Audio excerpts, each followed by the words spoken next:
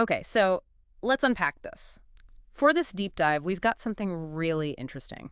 Yeah, definitely different. It's a song transcript. Right.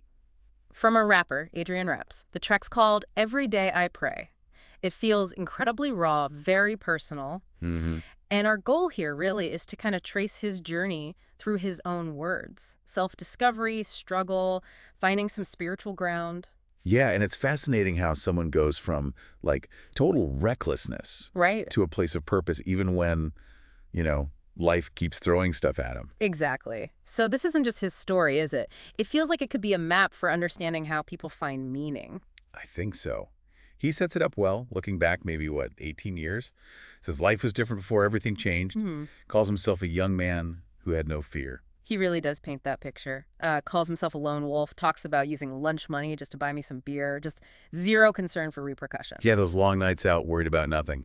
And you get the fallout, right? His mom stressing, his girl wondering if I was creeping.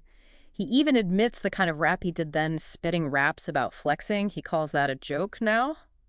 That's pretty telling, isn't it? That self-awareness looking back, it really highlights that starting point, kind of aimless, self-involved. The chaos before the change. Exactly. But then he says it so clearly. Now the tides have shifted. My sky is no longer gray. And it's internal, too, saying, I know my worth as a man. But, and this is where it gets really interesting for me, he's not saying life suddenly got easy. He jumps to his current situation. Right, the struggle is still there. Totally. Bills pile up, doing whatever just to pay them.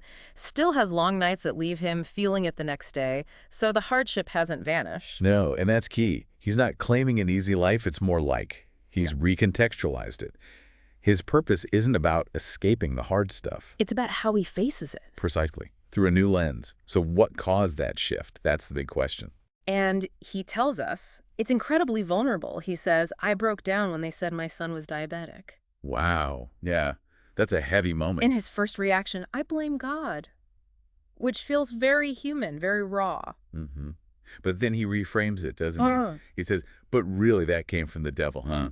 That interpretation seems to be part of the pivot. Yeah, it leads him to want to do better than I did way before. It's like that crisis sparked a kind of spiritual reawakening right in the middle of the pain. Absolutely born from adversity. So what does this all mean when you boil it down? We're seeing this powerful transformation. He goes from that lone wolf, buying beer with lunch money, not caring, Yeah, that whole phase about 18 years ago. to being this man who says he knows his worth and prays every day. The narrative completely flips.